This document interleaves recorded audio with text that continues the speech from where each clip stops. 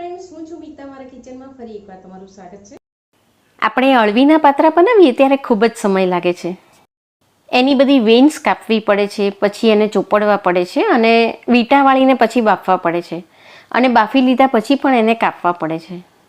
પણ આજે આપણે આ બધી જ ઝંઝટ કર્યા વગર ખૂબ જ ઝડપથી અળવીના પાત્રા બનાવીશું।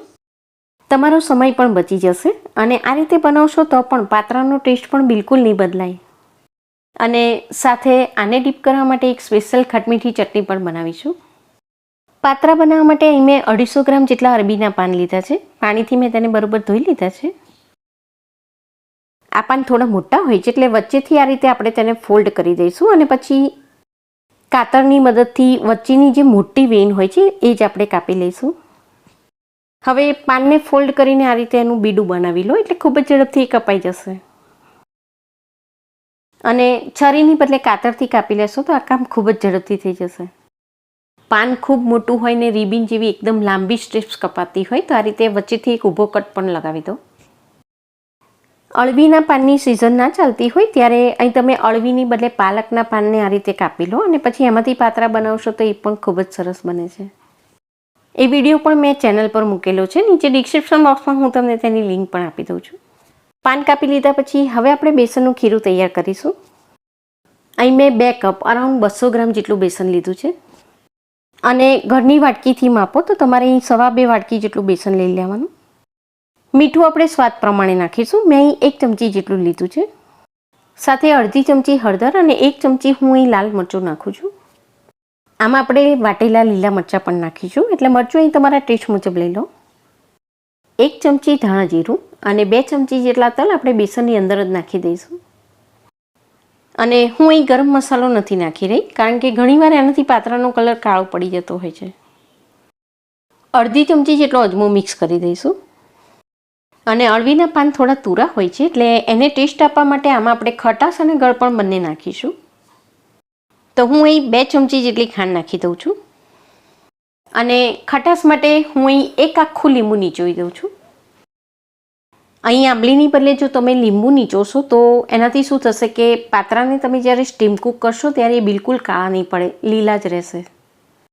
અને બીજું કે લીંબુના કારણે બેસનમાંથી બધી જ ચીકાશ જતી રહેશે। અહીં તમે સોડા કે ઈનો નાખ્યા વગર પાત્રા બનાવશો તો પણ એ ખૂબ જ સરસ ફૂલશે અને બિલકુલ ચીકણા પણ નહીં બને। હવે આમાં આપણે જરૂરિયાત મુજબનું પાણી મિક્સ કરીને બહુ જાડું પણ ના હોય અને બહુ પાતળું પણ ના હોય એવું એકદમ સેમી થિક બેટર બનાવીને તૈયાર કરીશું। હવે ઘણીવાર એવું બનતું હોય છે કે પાત્રાને તમે જ્યારે સ્ટીમ કૂક કરો ત્યારે એ બરોબર ફૂલે નહીં, થોડા ચીકણા બને અને એનો કલર પણ કાળો થઈ જતો હોય છે। તો આ બધી સમસ્યા ના થાય એટલા માટે અહીં તમે ખીરું બનાવો ત્યારે જ ખાસ ધ્યાન રાખવાનું છે। આ ખીરું જો એકદમ ઢીલું હોય તો એના કારણે જ પાત્રા બરોબર ફૂલતા નથી અને થોડા ચીકણા બને છે અને કાળા પણ પડી જતા હોય છે। તો તમે આ પદ્ધતિથી પાત્રા બનાવો તો ખીરું અહીં તમારે એકદમ પાતળું નહીં બનાવી લેવાનું, એ વાતનું ખાસ ધ્યાન રાખવાનું। આને હવે ઢાંકીને આપણે 10 મિનિટ માટે રેસ્ટ આપીશું। 10 મિનિટ ઢાંકી રાખશો એટલે બેસન સરસ પલળી જશે, એમાં થોડા પણ લમ્સ હશે તો એ નીકળી જશે। આદુ અને મરચાં આપણે વાટીને નાખીશું, તે તમારા ટેસ્ટ મુજબ મિક્સ કરી દો। હું અહીં 1.5 ચમચી જેટલા નાખી દઉં છું અને સાથે આપણે આમાં થોડી કોથમીર પણ નાખી દઈએ। તો આજે આ પાત્રા આપણે બિલકુલ સોડા કે ઈનો નાખ્યા વગર બનાવીશું તો પણ એ એકદમ સોફ્ટ બનશે। બેસન કરતાં અળવીના પાનની માત્રા તમે થોડી વધારે રાખશો તો એનાથી પાત્રા એકદમ સોફ્ટ બનશે। અહીં જો તમે બેસન વધારે લેશો અને એમાં પાંદડા થોડા ઓછા નાખશો તો શું થશે કે પાત્રા એનાથી એકદમ કડક બનશે। એટલે અહીં તમે જેટલું બેસન લીધું હોય એનાથી વધારે તમે પાંદડા નાખશો તો પાત્રા તમારા એકદમ સોફ્ટ બનશે। તમારે ઈનો કે સોડા મિક્સ કરવાની પણ જરૂર નહીં પડે। તો આમાં બેસન છે એ પ્રોટીનનો ઉત્તમ સ્ત્રોત છે અને આ ગ્રીન લીફી અળવીના પાન પણ ખૂબ જ હેલ્ધી છે, એમાં પણ ઘણા બધા ઔષધીય ગુણો રહેલા છે। આમાં આજે આપણે બિલકુલ સોડા કે ઈનો પણ મિક્સ નથી કર્યા અને બિલકુલ તેલનો ઉપયોગ કર્યા વગર વરાળથી બાફીને જાણે આપણે બનાવીએ છીએ એટલે આ ડીશ એકદમ હેલ્ધી બને છે। આને તમારે તેલમાં ડીપ ફ્રાય ના કરવા હોય તો ફક્ત 1 ચમચી જેટલું તેલ લઈને તેને વઘારી નાખશો તો પણ એ ખૂબ જ ટેસ્ટી બનશે। સ્ટીમરમાં મેં પાણી ઉકળવા મૂકી દીધું છે અને પાણી ઉકળે ત્યાં સુધીમાં આપણે થાળીને તેલથી ગ્રીસ કરીને એમાં ખીરું પાથરી દઈએ.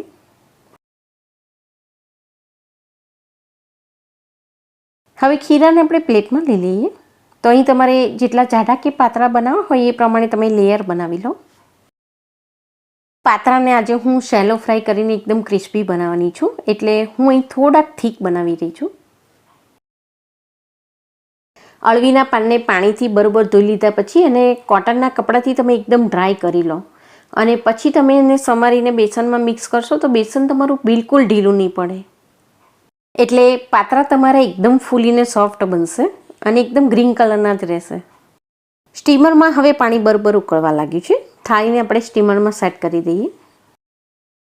હવે મીડિયમ ટુ હાઈ ફ્લેમ પર લગભગ 15 મિનિટ માટે આને આપણે ચડવા દઈશું. તો ઢાંકી દઈએ અને 15 મિનિટ પછી આપણે તેને ચેક કરીશું.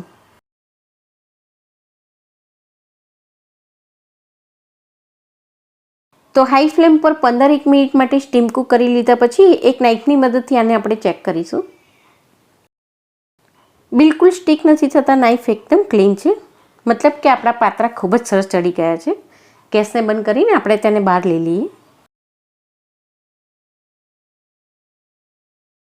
હવે 10 મિનિટ માટે આને આપણે ઠંડા પડવા દઈએ. આમાંથી બધી જ વરાળ નીકળી જાય પછી આપણે તેને કટ કરીશું. ત્યાં સુધીમાં આપણે આમચૂરની ચટણી બનાવી લઈએ. તો એક કઢાઈમાં હું અહીં 1 ગ્લાસ જેટલું પાણી ગરમ કરવા મૂકું છું. તેમાં આપણે 2 ચમચી જેટલો આમચૂર પાવડર નાખીશું. ફક્ત અડધી ચમચી જેટલું મીઠું અથવા તો સંચળ એડ કરી દો અને 2 ચમચી જેટલું આપણે લાલ મરચું મિક્સ કરીશું. સાથે આપણે 2 ચમચી જેટલો ધાણા જીરું પાવડર નાખીશું. આ ધાણા જીરું પાણીમાં બરોબર ઉકળશે, એના કારણે ચટણી એકદમ જાડી બનશે. હવે આને આપણે 2 થી 3 મિનિટ માટે ઉકળવા દઈશું. તો આ ચટણી એકદમ ખટમીઠી ને બહુ જ સરસ બને છે. 2 થી 3 મિનિટ માટે ઉકાળી લેશો એટલે બધા જ મસાલા અને આમચૂરનો ટેસ્ટ પાણીમાં સરસ બેસી જશે. અને હવે આપણે આમાં ગોળ મિક્સ કરી દઈએ. અહીં મેં 2 ટેબલસ્પૂન જેટલો ગોળ નાખ્યો છે. હવે આ ગોળ બરોબર ઓગળે ત્યાં સુધી આપણે તેને ઉકળવા દઈશું. પાતરા બનાવી લીધા પછી તમે જ્યારે એને વઘારો ત્યારે એની પર થોડીક ચટણી રેડી દેશો તો પાતરા ખૂબ જ સરસ લાગશે. અને પાતરાને તમે ડીપ ફ્રાય કરીને એકદમ ક્રિસ્પી તળી લો તો એની સાથે ડીપ કરીને ખાવાની પણ ખૂબ જ મજા આવશે. તો આ બાજુ 10 મિનિટ પછી આપણા પાતરા પણ એકદમ ઠંડા થઈ ગયા છે. હવે આપણે તેને કટ કરી લઈએ. જો સહેજ પણ કાચા રહ્યા હશે કે ચીકણા બન્યા હશે તો જ્યારે તમે કટ કરશો ત્યારે તરત જ તમને ખબર પડી જશે. અહીં આપણા પાતરા ઇઝીલી કપાઈ ગયા છે એટલે ખૂબ જ સરસ ચડી ગયા છે અને બિલકુલ ચીકણા પણ નથી બન્યા. અને તમે જોઈ રહ્યા છો કે એનો કલર પણ એકદમ લીલો બને છે. હું તમને એક તોડીને પણ બતાવી દઉં.